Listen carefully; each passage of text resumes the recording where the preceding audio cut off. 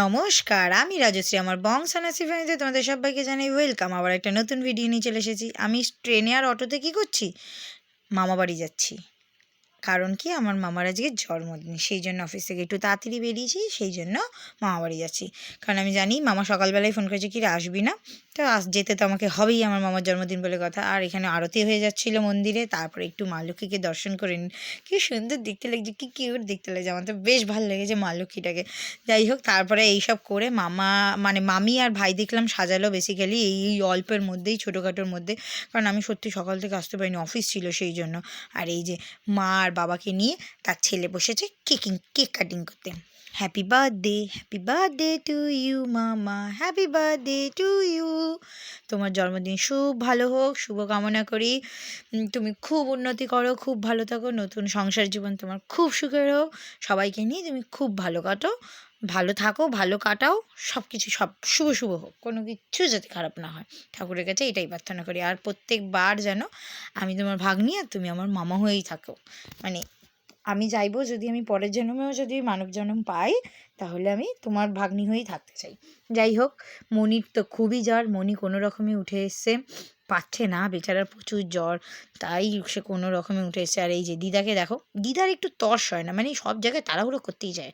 আর অবশ্য কার দিদা দেখতে হবে না, আমি আর আমারই তো দিদা। এই যে ট্যাপাটেপি আবার দুজনকে কেক খাওয়াচ্ছিল, কেকের ফ্লেভারটা না কফি ফ্লেভার ছিল, বেশ ভালো ফ্লেভার ছিল, আমার তো বেশ পছন্দ হয়েছে।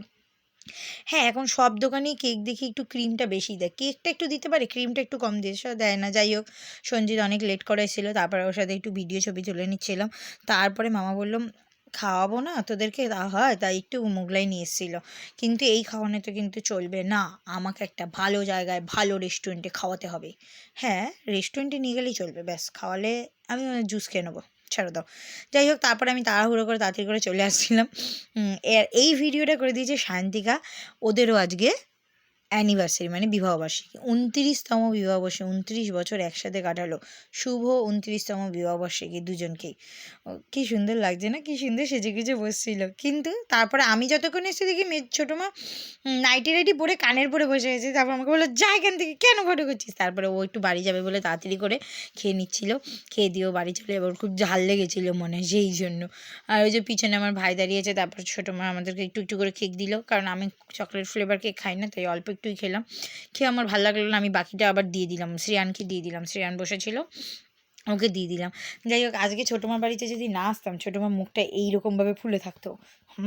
অন্য দিন আসিস, আজকে না এলেই ফুলে থাকতো, সেই জন্যই দয়া করে তাড়াতাড়ি করে এসে এই যে সঞ্জিত আবার ভিডিও করে দিচ্ছিলো, আমি সবাইকে খেতে দিচ্ছিলাম। এখানে একটু ছোটো মা ওই রান্নাঘরে একটু ব্যস্ত ছিল বলে আমি এখানে খেতে দিচ্ছিলাম।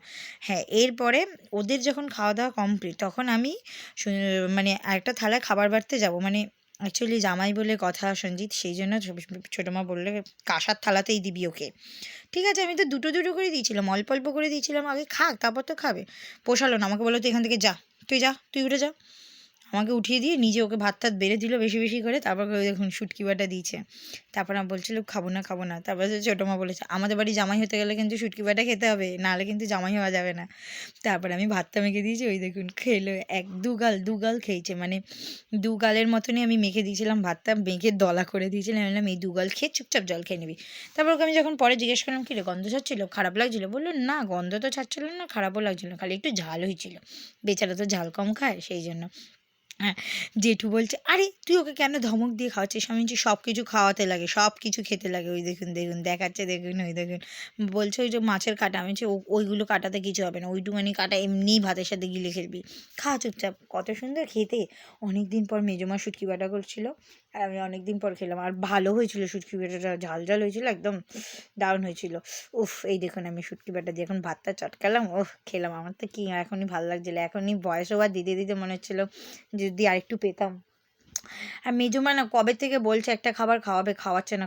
এইবার আমি মেজমার কাছ থেকে ওই খাবারটা খাবোই, তারপরেই মেজমাকে ব্যাঙ্গালোর যাওয়ার জন্য ছাড়বো, নাহলে আবার টুক করে কখন চলে যাবে দিদিভাইয়ের কাছে ব্যাঙ্গালোর, টুক করে আসে টুক করে চলে যায়, দেখতে দেখতেই চলে যায়। যাই হোক, আবার রিন্টু আমাকে সকালবেলা ফোন করেছিল দেশি চিকেন এনেছে বলে, আমি কিন্তু ফার্স্ট টাইম খাচ্ছি দেশি চিকেন, না আমি এর আগে খেয়েছি হচ্ছে শান্তিনিকেতন, এই বছর যখন শান্তিনিকেতন ঘুরতে গেছিলাম বাবা মা মাসিদের নিয়ে, তখন খেয়েছিলাম, তখন অতটা বুঝিনি, কারণ ভাইকে দিয়ে দিয়েছিলাম, তীর্থকে দিয়ে দিয়েছিলাম। যাই হোক, আজকের মতন ভিডিও এখানেই শেষ, সবাই ভালো থাকবেন, সুস্থ থাকবেন।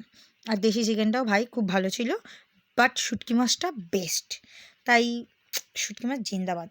ওহ, সবাই ভালো থাকবেন, সুস্থ থাকবেন, আর অবশ্যই আমার পাশে থাকবেন। একটু লাইক, সাবস্ক্রাইব, শেয়ার, কমেন্ট করে দেবেন। রাধে রাধে।